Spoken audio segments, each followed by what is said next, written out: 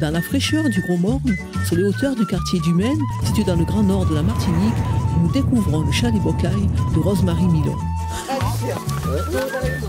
Bon, ben nous sommes arrivés, hein, voilà. C'est la propriété de Rosemarie. On va voir si elle est là. Toto.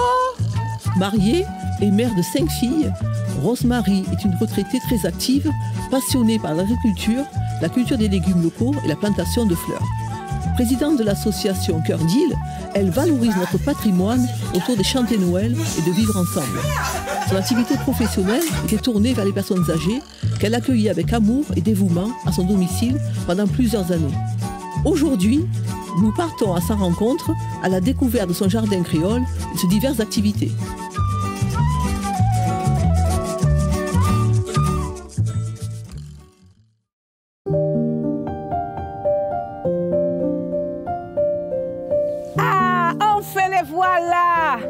Les voilà les amis, bienvenue au chalet Bocaille. Bonjour, comment allez-vous? Ça va bien, ça fait quelques jours qu'on s'est vu, hein? Ça fait un moment. Dès 4 heures du matin, Rosemarie a déjà pris son café et descend dans son jardin. Très agile, elle n'hésite pas à couper des branches à l'aide de son coutelas, à se courber au plus près de ses légumes pour planter, bêcher, fouiller et récolter, tout cela en fonction de la lune. Elle parle à ses plantes, orchidées, variétés de crotons, bougainvilliers, palmiers, roses du désert et autres plantes vertes, et leur demande de fleurir pour son plus grand bonheur. Voilà. Alors tu as vu le pied de cannelle, un pied de cannelle. Alors, un pied de cannelle. Alors, on fait ça. Je prends tout petit, hein.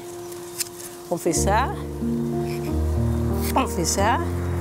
Si la lune est bonne, ça va sortir. Mais si la lune n'est pas bonne, ça ne sort pas. Eh bien, ça sort. La lune est bonne. Voilà. Qui ça qu'il a? C'est des icaques, les icaques noirs. Très sucrés, oui. Et puis sucré, considéré sucré, cervico. Très sucré. Ah ouais. Ah oui. Tu prends des boutures? Ah non, c'est les graines. Ah bon? C'est les graines. Les fruits qui composent son jardin vont de la papaye aux goyaves, pitaya, fraises locales, prunes, julie, ananas, bananes dessert, pamplemousse, mandarines, oranges, merises, zicaques. Voilà, c'est ça le pitaya. Et comment tu vois que le fruit est à maturité? Eh bien, dès que c'est rouge comme ça, c'est bon.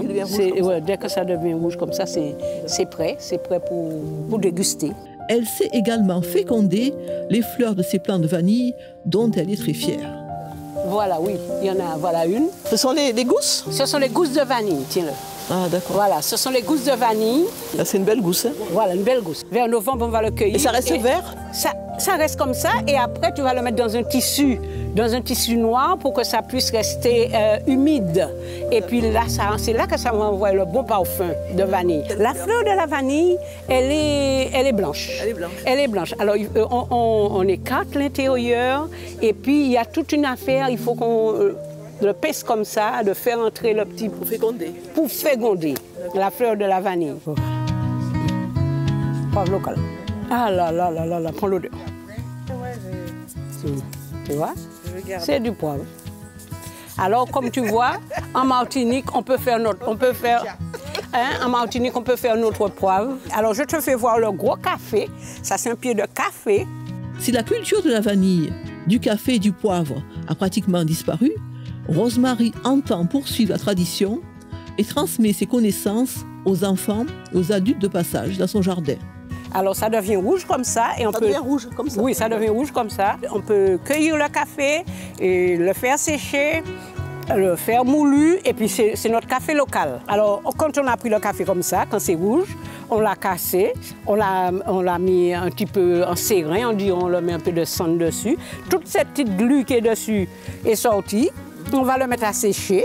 On va mettre le café à sécher. Après, on va enlever cette peau, le petit pot marron là, on va l'enlever. Et c'est là qu'on va faire griller ton café.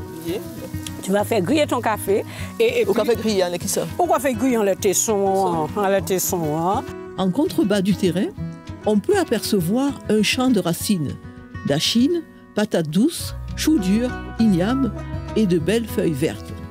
Ah là là, très joli, regarde la feuille. Feuille d'achine. Dès qu'elle se ferme, cela signifie que l'on peut fouiller les légumes. Par ailleurs, un légume appelé cocobouric, pomme de terre locale, a une particularité. Il est cueilli une fois tombé au sol et pousse en hauteur. Qu'est-ce que tu faisais avec le cuit? Alors le cuit, une fois qu'on a cueilli le calebasse, on le fend en deux. Là, on a enlevé toutes les matières qui sont à l'intérieur. On a cueilli ça à calebasse, ou tirer, ou jeter, puisqu'on n'utilise pas l'intérieur. Et puis là, dans ce cuit, tu peux prendre pour mettre tes fruits sous la table. Tu peux manger dedans.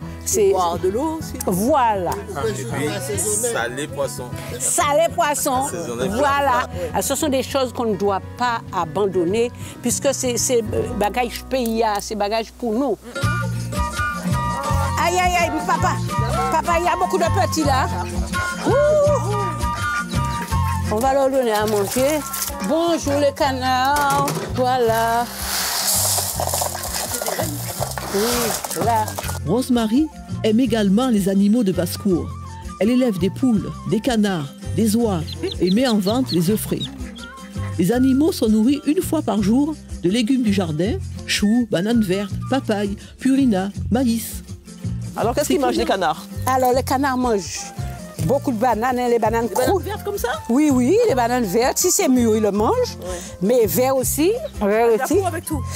La peau, ils laissent la peau. Mais ils prennent l'intérieur. Ah, d'accord. Mais oui, ils prennent l'intérieur. Enfin, Rosemary confectionne des balais feuilles à l'aide de bacrois de son jardin. On prend ceux qui sont secs. Ceux qui sont secs, on les récupère. Voilà, il y en a plein de secs au fond. Elle maîtrise parfaitement la réalisation artisanale du balai, utilisé tant à l'intérieur des habitations qu'à l'extérieur pour épousseter de grands modèles et de petits modèles. Voilà, exactement. Et on fait rentrer? On fait rentrer et on tire. Ah, tu vois comme ça, balai propre? Et comme tu as sans petit, des léopégistes ni des petits qui croient épousseter. Le balai est nécessaire, alors il faut qu'on se remette à notre balai local. Après la visite du jardin, Rosemary nous invite à partir sur les traces de son enfance. On a fait la visite du jardin. Je pense que ça vous a plu. Oui. Ça vous a plu, la visite du jardin. Nous avons fait le tour. Et maintenant, nous allons faire une marche vers le Morne Rouge. On va faire Calvaire, Deux Choux, et après on arrive au Morne Rouge. Enfant, elle prenait un certain plaisir à partir à pied avec sa maman du quartier du Maine jusqu'au Morne Rouge. Une belle balade très agréable dont le départ se faisait dès 7 h du matin. Les amis, dépêchons-nous, on est en retard, il y a du chemin à faire. Elle découvrait les fougères, les fleurs, les bambous et surtout les oiseaux. Étant donné que la terre est tellement fraîche ici, il y a beaucoup de cultures. Au fond, tu vas avoir beaucoup de champs de choux de Chine, comme tu as vu chez nous. Ah oui, en bas là. Ah ouais, il y a beaucoup d'achines. Le chemin était sinueux et emprunté par des bourriques et des chevaux. Elle passait devant le chemin de croix et bien sûr ne manquait pas d'allumer des bougies pour le repos de l'âme des parents disparus.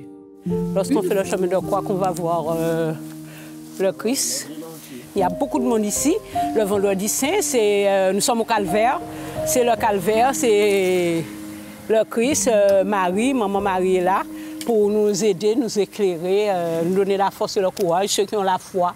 Il y a des gens qui ne croient pas, mais moi je crois en Dieu, en Jésus. Rosemary nous fait observer qu'aujourd'hui, la marche est plus aisée car la route est goudronnée et empruntée par des véhicules.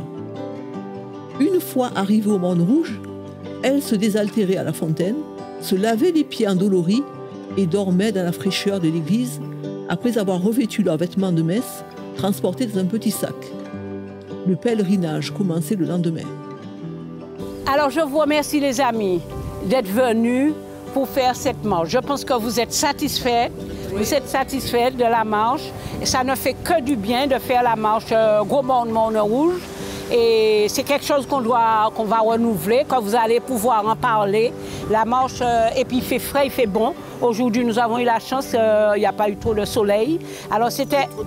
Il n'y a pas eu de pluie non plus. Alors c'était impeccable. Hein? Tous ces souvenirs d'enfance sont retracées par Rosemary dans son livre intitulé « Mémoire d'une femme antillaise », publié aux éditions Zaboka, dans lequel elle évoque son parcours de vie. Rosemary, une femme au grand cœur, amoureuse des traditions de notre pays et défenseuse de notre biodiversité.